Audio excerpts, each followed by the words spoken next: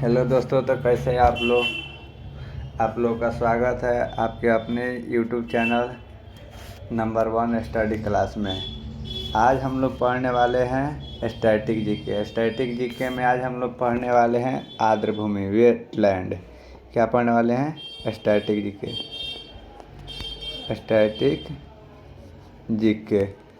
Static GK में क्या पढ़ने वाले हैं? वेटलैंड। इसको हिंदी में बोलते हैं हम लोग क्या? आर्द्रभूमि। आखिर सबसे पहले हम लोग आर्द्रभूमि कहते हैं किसको? तो हम लोग इसको जानेंगे। किसी क्षेत्र का आंशिक या पूर्ण रूप से या पूरे साल या वर्षा ऋतु में पानी में डूबा हो जहाँ के जीव जंतु तथा वनस्पति एक अलग प्रकार के गुण धारण करने की स्थिति रखता है, उसे आर्द्रभूमि कहते हैं। यानी कि जैसे मान लीजिए कि एक कोई क्षेत्र हो गया। अब यह क्षेत्र या तो वर्षा ऋतु के समय या पूरे साल या तो ये आंशिक रूप से या पूर्ण रूप से जो है या पानी से ढका हो, ठीक। और उसमें जो वनस्पति पाया जाता है वह एक अलग नेचर का, वह एक अलग प्रकार की क्वालिटी का गुण धारण करने की स्थिति रखता है, उसे क्या कहते हैं? आर्द्रभूमि। इसी को हम लोग बोलते हैं क्या? तो रामसार समझौता। क्या बोलते हैं? रामसार समझौता। अब हम लोग जानेंगे कि आखिर रामसार समझौता क्या है, या कहाँ हुआ, या कौन सा देश कराया, इसी के बारे में आज हम लोग जानेंगे। तो हम लोग नोट करेंगे रामसार समझौता।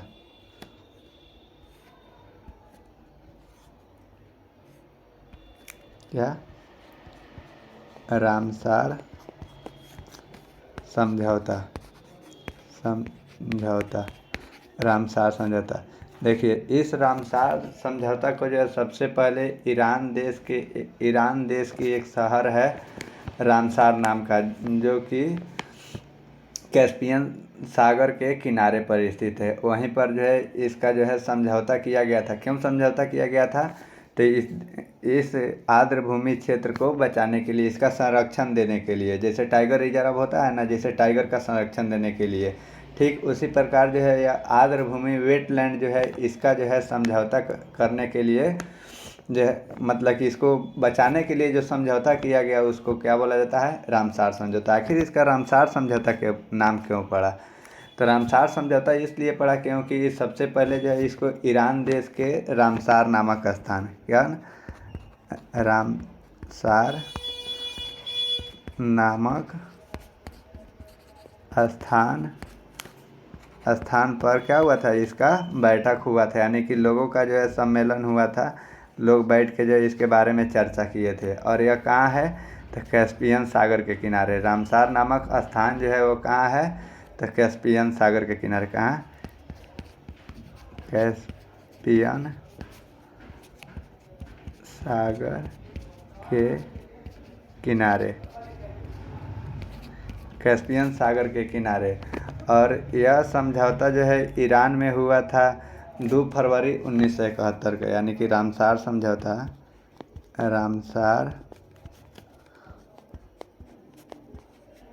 समझौता कब किया गया था?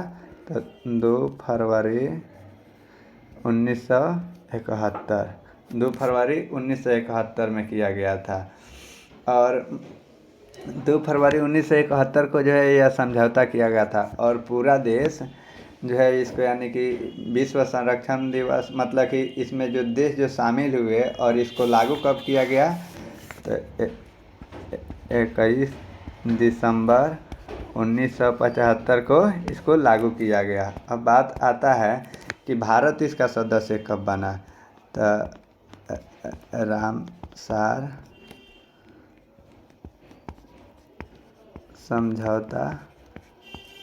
समझौता का भारत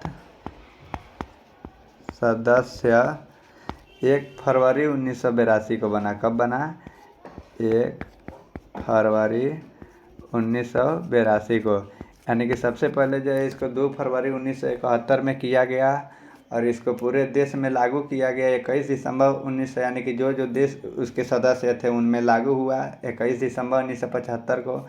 और भारत इसका सदस्य बना 1 फरवरी 1982 को। ठीक, इसीलिए विश्व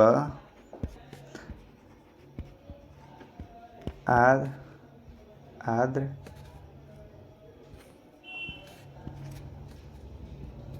विश्व आर्द्र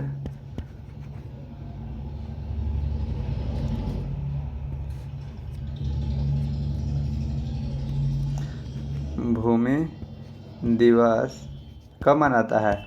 तो जिस दिन इसका समझौता हुआ कब हुआ? तो 2 फरवरी 1971 को। तो इसी में 1971 को छांट दिया और 2 फरवरी को पूरा देश जो है आर्द्र भूमि दिवस मनाता है। ठीक, अब हम लोग बात करते हैं भारत के बारे में। भारत में जो वेटलैंड है यानी कि आर्द्र भूमि है उसके बारे में। ठीक, तो भारत में कुल आर्द्र भूमि 85 है। भारत में कुल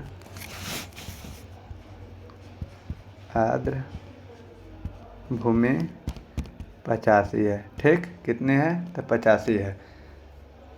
भारत में कुल आर्द्र भूमि 85 है। कब तक? तो यही 2025 तक। तब सुनिए, भारत का सबसे बड़ा आर्द्र भूमि क्षेत्र। अब सवाल आता है कि भारत का सबसे बड़ा आर्द्र भूमि क्षेत्र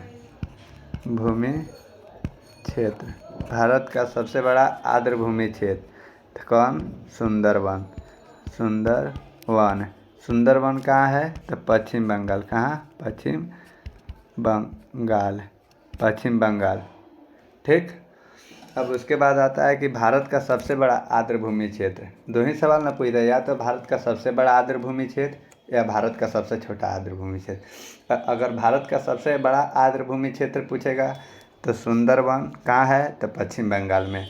और फिर यहीं पर सवाल आता है कि भारत का सबसे छोटा आर्द्र भूमि क्षेत्र क्या? भारत का सबसे छोटा आर्द्र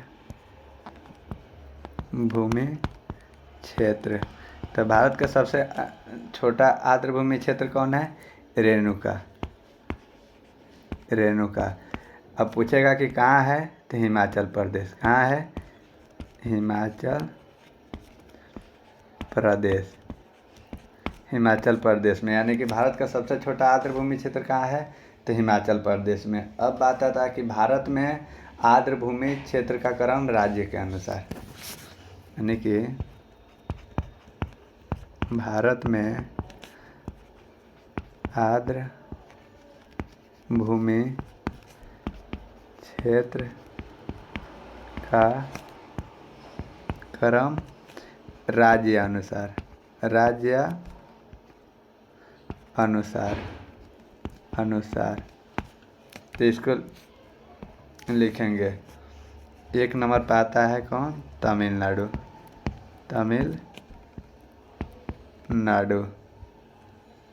तमिलनाडु में कितना है? तो 18।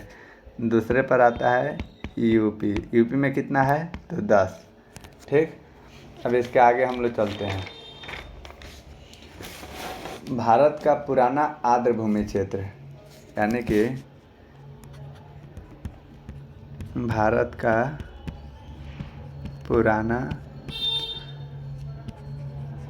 आर्द्र भूमि क्षेत्र। भारत का पुराना आर्द्र भूमि क्षेत्र कौन है? तो चिल्का देव। कौन? चिल्का देव कहाँ है? तो उड़ीसा में। और एक आता है केवला देव। कौन? केवला देव कहाँ है? तो राजस्थान। कहाँ है?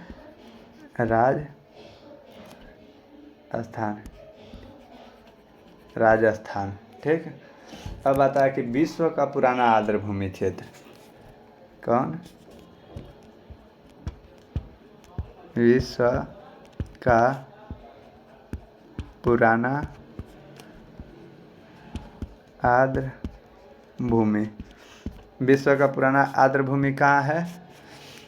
तो कोवार्ग कोवार्ग प्रायद्वीप। कहाँ है? तो कोवार्ग प्रायद्वीप। कोवार्ग प्रायद्वीप। कोवार्ग प्रायद्वीप कहाँ है? तो ऑस्ट्रेलिया में। ऑस्ट्रेलिया में कहाँ है? कोवार्ग प्रायद्वीप, यानी कि विश्व का सबसे पुराना आर्द्रभूमि क्षेत्र कहाँ है? तो कोवार्ग प्रायद्वीप। कोवार्ग प्रायद्वीप कहाँ है? तो ऑस्ट्रेलिया में। इसको कब माना गया? तो 1974 में। ठीक, देखिए 2 फरवरी 1971 को जो है क्या किया गया था? इसको 2 फरवरी 1971 को जो है यह समझौता किया गया था। ईरान देश की एक शहर है जिसका नाम है रामसार नाम का शहर है। कैस्पियन सागर के किनारे है। ठीक, वहीं पर जो है इसका वैश्विक संधि हुआ था। ठीक, और इसको पूरे देश में लागू, यानी कि जो जो इसका सदस्य था उसको उसमें लागू किया गया था 21 दिसंबर 1975 को। और भारत इसका सदस्य बना था 1 फरवरी 1982 को। और विश्व आर्द्र भूमि संरक्षण दिवस 2 फरवरी को मनाया जाता है। ठीक, अब आते हैं, अब तक विश्व में 2500 से ज़्यादा आर्द्र भूमियाँ, नोट कीजिए। अब तक विश्व में 2500 से ज़्यादा आर्द्र भूमि क्षेत्र है। क्या है? ज़्यादा आर्द्र भूमि क्षेत्र है। ठीक, अब आता है आर्द्र भूमि क्षेत्र का क्रम देश के अनुसार। क्या आता है? आर्द्र भूमि क्षेत्र का क्रम देश के अनुसार। देश के अनुसार। देश के अनुसार तो देखेंगे 1 नंबर में आता है यूके, यानी कि यूनाइटेड किंगडम। यहाँ पे कितना है? तो 175 1 नंबर पर आता है। 2 नंबर पर आता है मैक्सिको, MAXICO मैक्सिको। यहाँ पे कितना है? तो 144। 3 नंबर पर आता है हमारा देश भारत। भारत में कितना है? तो 85। ठीक, अब आता है, यह तो देश के अनुसार हो गया। 1 नंबर पर यूके है जहाँ पे 175 आता है। दूसरे नंबर पर मैक्सिको है जो कि 144 आता है। तीसरे नंबर पर इंडिया है जो कि 85 आता है। ठीक, अब आता है कि बिहार में कुल आर्द्र भूमि क्षेत्र। बिहार में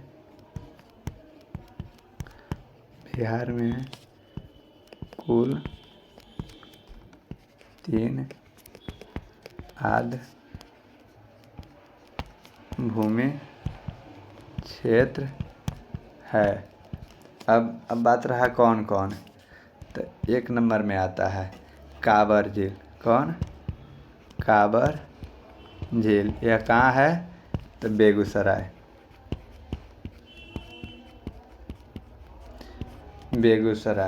ठीक, दूसरा पर आता है नांगी पक्षी अभयारण्य। कौन? नांगी पक्षी अभयारण्य। नांगी पक्षी अभयारण्य कहाँ है? तो जमुई। यह कौन है? तो 81वां है। ठीक, अगर पूछ देगा कि बिहार में जो है कुल कितने आर्द्र भूमि क्षेत्र हैं? तो 3 है, कांवर झील, बेगूसराय, नांगी पक्षी अभयारण्य, जमुई। ठीक, तीसरा हम लोग देखते हैं नकटी पक्षी अभयारण्य। कौन? नकटी पक्षी अभयारण्य। यह कहाँ है? तो जमुई। हाँ, जम्मू। यह कितने नंबर पर आता है? तो 82वां नंबर पर आता है, 82वां पर आता है। इसको कब घोषित किया गया? तो जून 2024 में घोषित किया गया। ठीक, अब हाल ही में, यानी कि अगस्त में जो है इसको घोषित किया गया था। ठीक, हाल ही में घोषित किया गया। तो हाल में जो है 3 क्षेत्र घोषित किया गया, यानी कब? तो 2024 में लिखेंगे। हाल ही में अगस्त 2024 में घोषित किया गया। कितना है? तो 3 है। अब उन तीनों का हम लोग नाम देखेंगे। ठीक, पहला पर आता है नंजारयन पक्षी अभयारण्य। कौन? नंजारयन पक्षी अभयारण्य। नंजारयन पक्षी अभयारण्य जो कि कहाँ है? तो तमिलनाडु। कहाँ है? तमिलनाडु। यह कितने नंबर पर आता है? तो 83वां पर। 82वां पर कौन आता है? नकटी पक्षी अभयारण्य। 81वां पर कौन आता है? नांगी पक्षी अभयारण्य। 83वां पर कौन आता है? नंजारयन पक्षी अभयारण्य। 83वां तमिलनाडु में है। ठीक, अब आते हैं हम लोग दूसरा नंबर देखते हैं, काजू वैली पक्षी अभयारण्य। कौन? काजू वैली पक्षी अभयारण्य। काजू वैली पक्षी अभयारण्य यह कहाँ है? तो तमिलनाडु, तमिलनाडु। कहाँ है? तमिलनाडु। यह कितने नंबर पर आता है? तो 84वां पर आता है, 84वां। अब देखिएगा 83वां भी तमिलनाडु में और 84वां भी तमिलनाडु में। ठीक, अब आते हैं हम लोग तीसरा देखते हैं। तीसरा है तावा रिजर्व।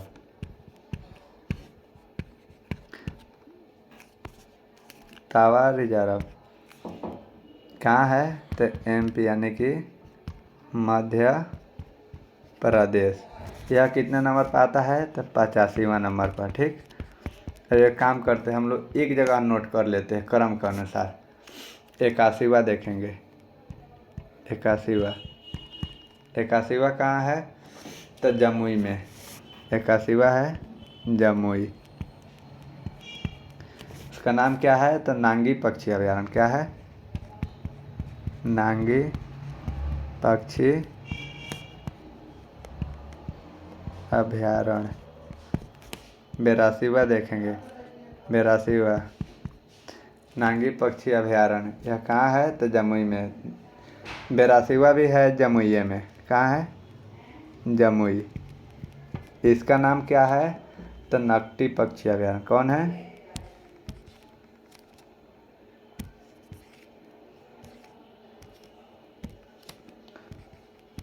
नकटी पक्षी अभयारण्य। ठीक, अब हम लोग देखते हैं 83वां। 83वां कौन है? तो 83वां में आता है तमिलनाडु। कौन? तमिलनाडु। इसका नाम क्या है? तो नंजारयन पक्षी अभयारण्य। कौन? नंजारयन पक्षी अभयारण्य। अब हम लोग देखते हैं 84वां। कौन? 84वां कहाँ है? ये भी तमिलनाडु में ही है। कौन? तमिलनाडु। इसका नाम क्या है? तो काजू वैली पक्षी अभयारण्य। कौन? काजू वैली पक्षी अभयारण्य। काजू वैली पक्षी अभयारण्य। 85वां यह कहाँ है? MP यानी कि मध्य प्रदेश। इसका नाम क्या है? तो तावा रिजर्व। रिजर्व। ठीक, अब सुनिए, भारत का कुल क्षेत्रफल, भारत के कुल क्षेत्रफल का 4.7% से अधिक क्षेत्र जो है रामसार क्षेत्र में आते हैं। कितना? भारत के कुल क्षेत्रफल का 4.7% क्षेत्र रामसार क्षेत्र के अंदर में आता है। क्या? रामसार क्षेत्र के अंदर में आता है। चलिए, अब इसके आगे हम लोग अब कल का टॉपिक छोड़ देंगे। कल का टॉपिक रहेगा हम लोगों का भारत के प्रमुख रामसार साइट, यानी कि भारत के प्रमुख रामसार साइट्स। ठीक, भारत के प्रमुख रामसार साइट, यानी कि भारत के किस राज्य में कितना जो है, मतलब कि जिसका जो है एग्ज़ाम में पूछ सकता है, उन सारी चीज़ों को जो है हम लोग कल, किस राज्य में कितने रामसार साइट्स हैं, उसका नाम क्या है, इन सारे चीज़ों को हम लोग कल देखेंगे। तो ठीक है, थैंक यू। वीडियो अच्छा लगे तो लाइक शेयर करते रहिए, कमेंट करते रहिए। जय हिंद, जय भारत।